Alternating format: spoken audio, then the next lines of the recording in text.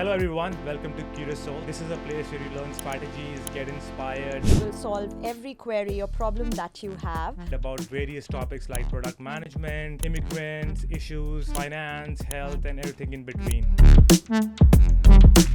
There's a really special guest amongst us. His name is Rob Adams. I even love one of Rob's videos, how to install the jet spray. Yeah, that's And it's not about who you know, it's about who knows you. And today, speaking about the guest, there's a really special guest amongst us.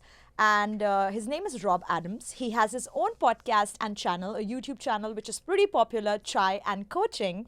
If you have not yet followed it, it is linked below in the box, in the description box below.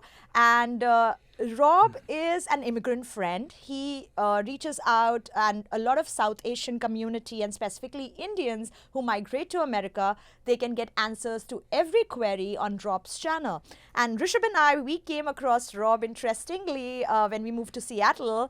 And from the first time we spoke to him till today, we really admire and whatever he's doing for the immigrant community. Yeah, Rob, I wish you started this back in 2015 when we were coming to America. This would have been so great. But, without further ado, let's, tell us about yourself, Rob, and how did you start Chai and Coaching? We would love to hear that.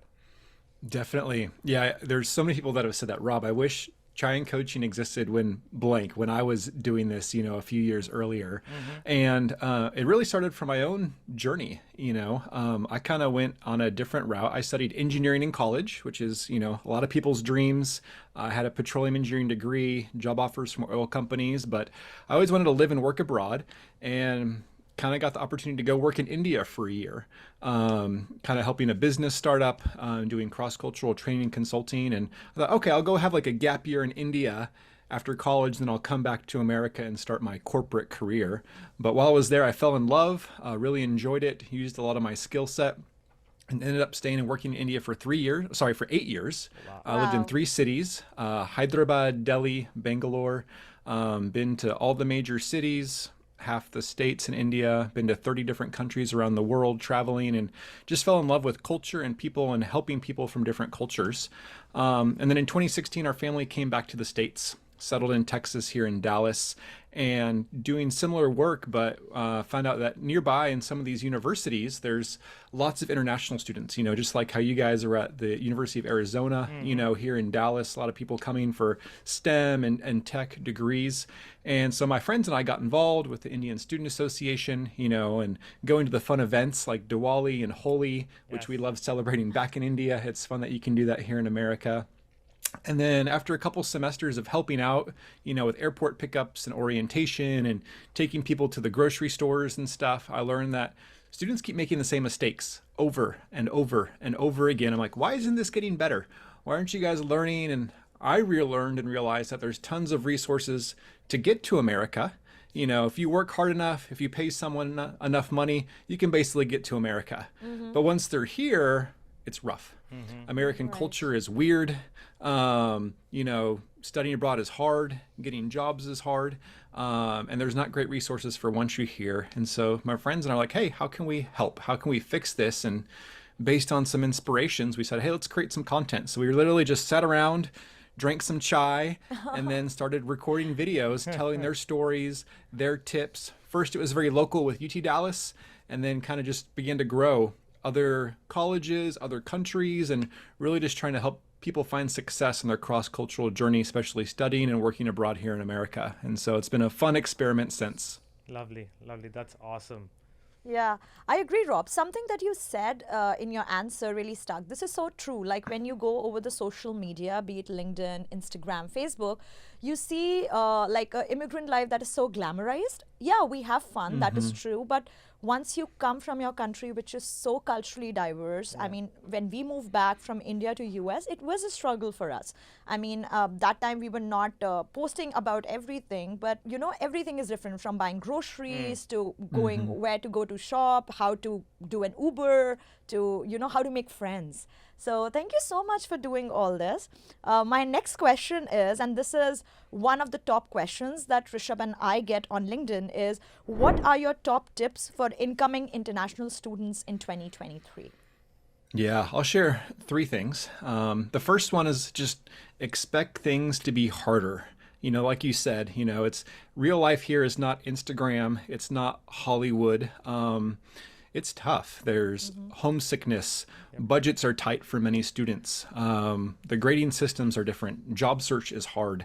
So, have high hopes, but low expectations. Realize that it's going to be hard. It's going to be a grind. It's not going to be perfect, fluffy, dreamy that you think America will be. And then hopefully you won't be disappointed and you'll realize the hard work that we'll talk about later that you have to do. Another big tip is to get out of your bubble. Wherever you go in the world, people like being with familiar things, their culture, that's ethnocentrism. It's just normal humanity. But if you're going to go abroad, you got to break out of that bubble.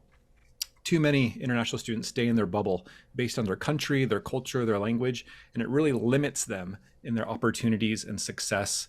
And then last thing tip is just you are not guaranteed a job in America. You're not guaranteed an on-campus job, an internship, a full-time job for OPT or H-1B sponsorship. And so just because you get a good grade or GPA or good college doesn't mean you'll get a job. So again, healthy expectations are really important. Yeah, I love those tips, especially I associate so much with the tip you said, Rob, do not stay in a bubble, branch out, reach out to different people. There's so many things you learn. And, by doing that, you also grow your network as well, which is super critical if you want to eventually land a job. So 100% agree with you over there. So the next question, this is something that I keep on getting on LinkedIn again and again, and I would love to hear your thoughts on this. What are some courses and degrees that an immigrant can pursue to have the best chance of landing a job post-school? So I'm going to say something that people might disagree with or might not be what you're looking for, but I'll honestly say that degree doesn't matter. If you have a top degree from a top university and a top GPA, you can still struggle. You can still not get a job. So your GPA and your degree does not guarantee a job. There's obviously hot fields, computer science, machine learning, data science, fintech, booming industries. They're all getting laid off right now though. So what do you do? What's more matters is your skill set. How good are you at doing that job? Are you passionate about it? Are you going to be the best? Doesn't matter which degree or field. What matters is if you're good at it and you love it and you're passionate about it and you've got the top skills. And more important too is your marketability. Can you sell yourself? And that's all about soft skills, people skills, relationship skills, communication skills, things they don't teach you in the classroom, but matter a lot when trying to get a job here in America. And then again, like Rashad said earlier, is your network. Who knows you? Those are the things, your skill set, your marketability, your kind of quality total package, is what's going to matter in you getting a job in America, not just getting a good number and a good degree. So hope that helps. Maybe not the answer you're looking for, but that's more the reality here in the States compared to especially Asian countries in their academic and job search process.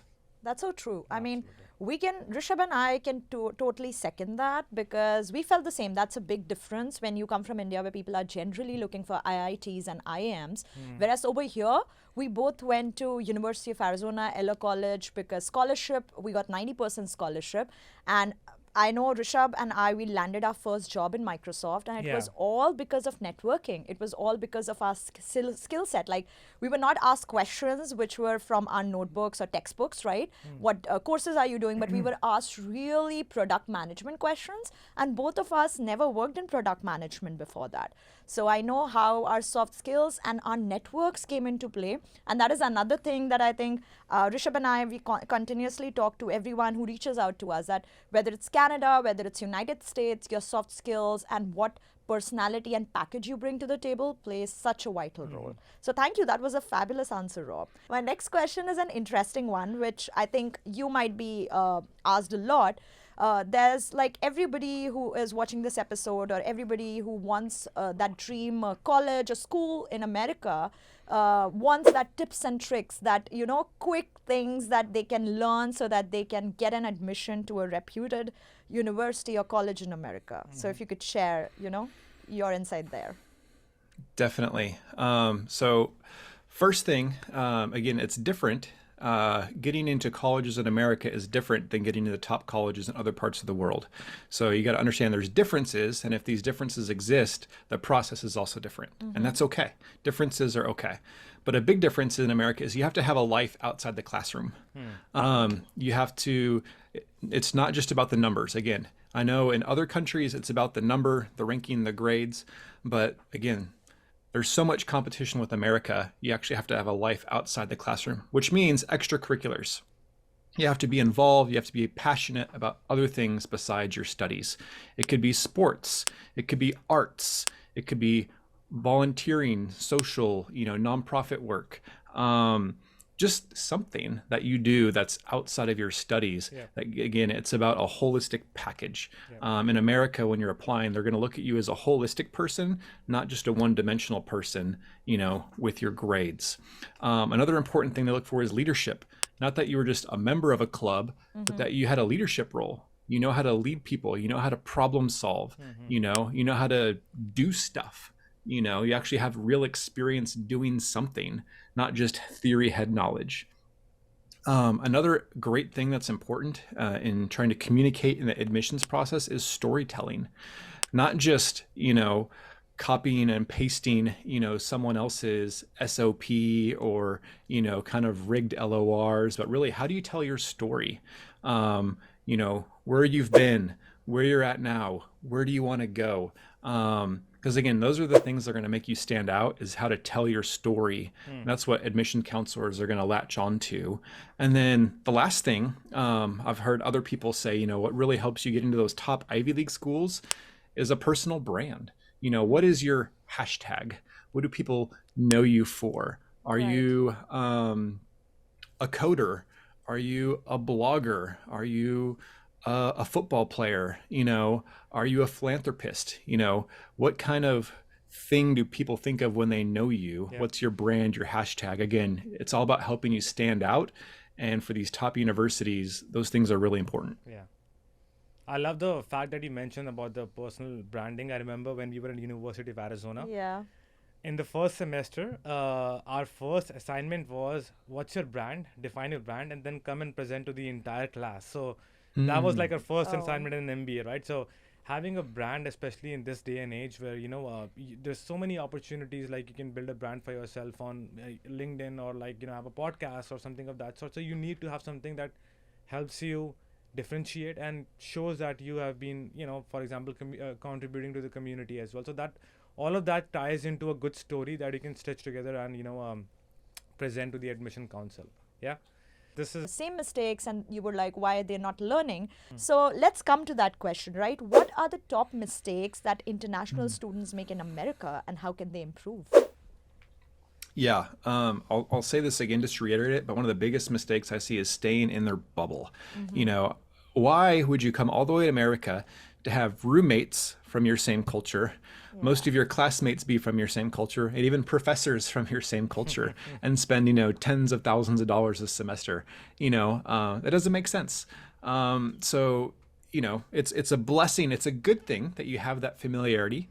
I was thankful that I had American colleagues, to connect with and relate to when I was working in India. But I was so thankful for all the people in India that helped me.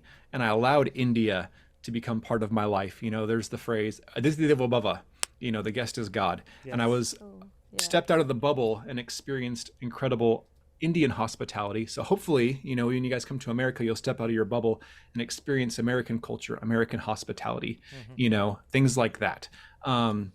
Again, because of the bubble, another mistake they make is not knowing any Americans. So many international students I've met, I am their only American friend.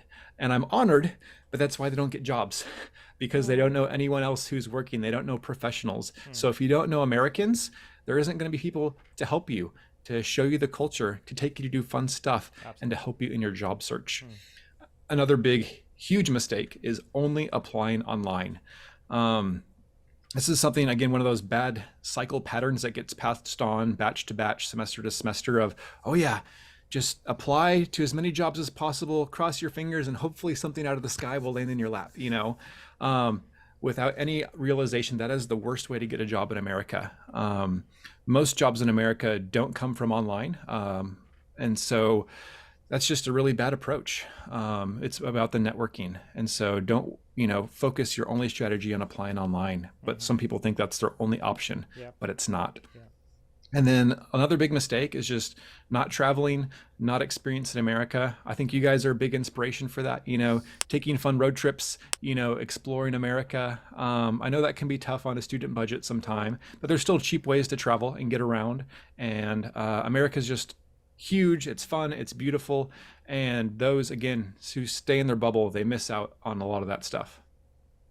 100%. Yeah. Yeah, I mean, this takes me back to my student days, and I was, guilty of one of those things that you said, Rob. Like, I was applying for all the jobs online, every day, 3-4 hours a day, and I think I applied to like close to 200 jobs online, and I did not get interviews from any of them, and I was like, what am I doing wrong? Like, I'm working so hard.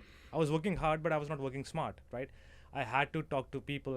Had to network, and as soon as I started networking with folks, in the organizations, that's when I started getting interviews, right? That's when I started having calls that, hey, we want you to come and do the interview, and then cracking the interview is another, beast that we can talk about later. But I agree with that. Like, you have to get out there. And for me, I think networking doesn't stop after you get the job. Still, when I'm in this job right now, I still have to network to grow my, impact in the organization, or like to, get a new job maybe someday. But it doesn't stop. Like, make that like your habit, like a part of your DNA, that you continuously network till you are, in the field. But yeah, so Yeah, networking is a lifelong skill. It doesn't just get you the job, but it also helps you it just helps you in life, 100%. That's so 100%. true. Absolutely. Yeah. So that brings us to our next question, especially with the current macroeconomic conditions right now. I think this is a question where a lot of folks can take value out of, which is like, how to land a job during this recession, or like pre-recession times. Yeah.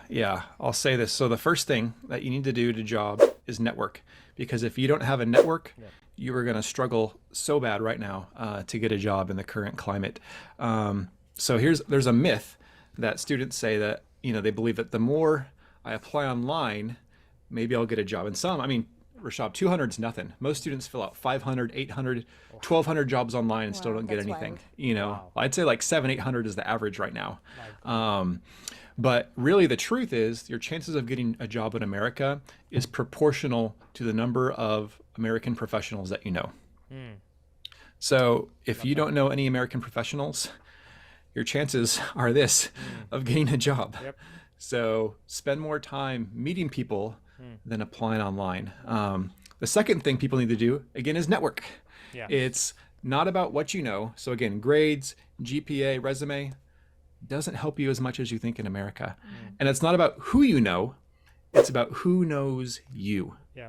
That's where powerful referrals come from. That's what gets you access to what we call the hidden job market here in America, because most jobs are filled through referrals, networking, relationships. But people have to know you, know your value, and give you access to those jobs which never get posted online. And then the third thing, again, is network. So what does that mean? It means going to meetups. One of my favorite websites, great resource, going to conferences, competitions, hackathons, workshops, local events, festivals, so many fun things that happen in your cities. And networking means offline, not online. LinkedIn is not networking. Yeah. You cannot message strangers and ask them to find you a job. Exactly. That is not networking. Yep. You can start a relationship on network. You can continue. You can start a relationship on LinkedIn. You can continue a relationship on LinkedIn. But if it's not face-to-face, coffee, Zoom, it's not networking. It's not a relationship. Agreed. At least that's my personal opinion. Agreed. Yeah. No, that's so true. That is something that Rishabh and I keep saying, because we get like 200 plus DMs on LinkedIn where people are like, can you refer us? And in the current job market, yes, we want to help as many folks as possible. But that is something that we learned in University of Arizona, where networking is not just like a one-way street where you just ask for favors, but it's a two-way relationship, just like any other relationship, right? You have to build it on trust. And something that you really said that helped both of us, because we know our stories of how we landed a job in Microsoft, was like, we used to do this consulting projects with Microsoft, and those people, there was one guy who literally told me about Grace Hopper. Otherwise, I would have never known. Nobody in my batch knew about Grace Hopper Conference for Women. Yeah. And there- Amazing conference. Exactly. And there is where I actually got my first screening round for Microsoft. And with Rishabh, it happened the same. The project that he was running for Microsoft, he was a team lead, and the guy he was working with in Microsoft really liked his skills. And later he referred him back that, hey, you know what, we are looking for somebody in Microsoft. So that is so true that there's this hidden job market that nobody talks about. Yeah. But if you know people and people believe in your skills, Yeah. they will refer you. But I think, yeah, like one thing that Rob said, I totally align with that, is that, you know, when you come from India, like especially when I came from India, I had this mentality that, you know, if I get A's in all my curriculum, in my subjects, and I will land a job. Because somehow in India, I don't know if it's still valid, but when I was back in India, if you had like good grades, if you have a good percentage GPA, then you have a very high chance of getting a job. Because in India, you know, at least in 2015, you know, the companies used to come on campus and they used to look at like your GPAs and like your grades, and if you are like in the top, you know, 5 percentile, the chances of you getting a job interview is like super high. So most of us come with that mentality. That's right. But it's a different culture over here, and then you have to realize that, you know what, it's okay if you get A's, it's awesome, but B's are absolutely okay. You know, you can get B's, and you should be parallelly investing some time in networking, reaching out to folks, understanding the job market over here. And that really was a game changer for me. I think I remember I was Sandy or some professor in University of Arizona who said that B's are okay. It's okay Yeah. to get a B. And I'm like, Yeah. I was like, what? A professor saying that B's are okay? Like coming from India, where, you know, you are always asked to have a A plus, and if you're not getting A, then you're no good, right? So that was like a shocker for me. But yeah, this totally agree with you. All right, so this brings us to the end of our fun podcast, our YouTube video. And Rob, thank you so much for having being over here. And folks, if you haven't subscribed to Rob's channel, Chai and Coaching, please go ahead and subscribe. It's an amazing resource. We will have a link in the description box below as well, so you can go ahead and look at all the videos. Rob has amazing number of videos, and there's everything for everybody over there. Even if you are like a student who was trying to come to America, or you are a person or like a student over here in America, or you are looking for a job in the job market, there will be a resource or a video out there to help you. I even love one of Rob's videos, how to install the jet spray. Yeah, which is that's a super- popular one. It's a popular one. Yes. It's really popular among us Indians, so go check out that as well. So yeah, Ankita. Yes, thank you so much, Rob. Thank you for coming to our podcast and enlightening us with your thoughts, with your tips and tricks. I know everybody who's watching this will benefit from it, and I know how intimidating it can be for somebody who's living in India, China, or anywhere and applying to America. It's a new country, new experience. And thank you so much for helping all the immigrants out here. We are so thankful that Rishabh and we met and our paths crossed. On that note, folks, please don't forget to subscribe, because your subscription will help us in calling more guests like Rob and educating ourselves as well as all the curious souls out there about various topics. We will also link the channel, Rob's channel, his Instagram, Rishabh's and my LinkedIn and Instagram. And if you have any questions or comments on this episode, please write them below. Also, let us know what other episodes or topics you would want us to host videos on. And thank you so much for watching Curious Souls. Thank you so much. Thank you, Rob. Bye-bye. Cheers, everyone. Guest we have today with us, aspiring doctor turned fitness influencer turned a businesswoman. She's CEO of her own company, Curated. I am so grateful, and I feel truly blessed. Oh my gosh, I'm gonna cry. I just feel so blessed that I actually did it. You know, I actually made it happen. It's just the most incredible feeling. I was just lost. I didn't know what I should do with my life. I didn't know what I could do for the rest of my life that I would be happy with. You should be comfortable and confident in yourself. I've always had a feeling that I was meant for something big. If your profile is public on any of the social platforms, you get a lot of hate. The only person holding you back is you. I mean, you are the only one who holds the power of your life. But it's so true. If you want something badly enough, you can get it, and you will make sure that you do. If you don't know where to start, just start small. It's your hair, it's your body, it's your life. You should be able to do what you want with it.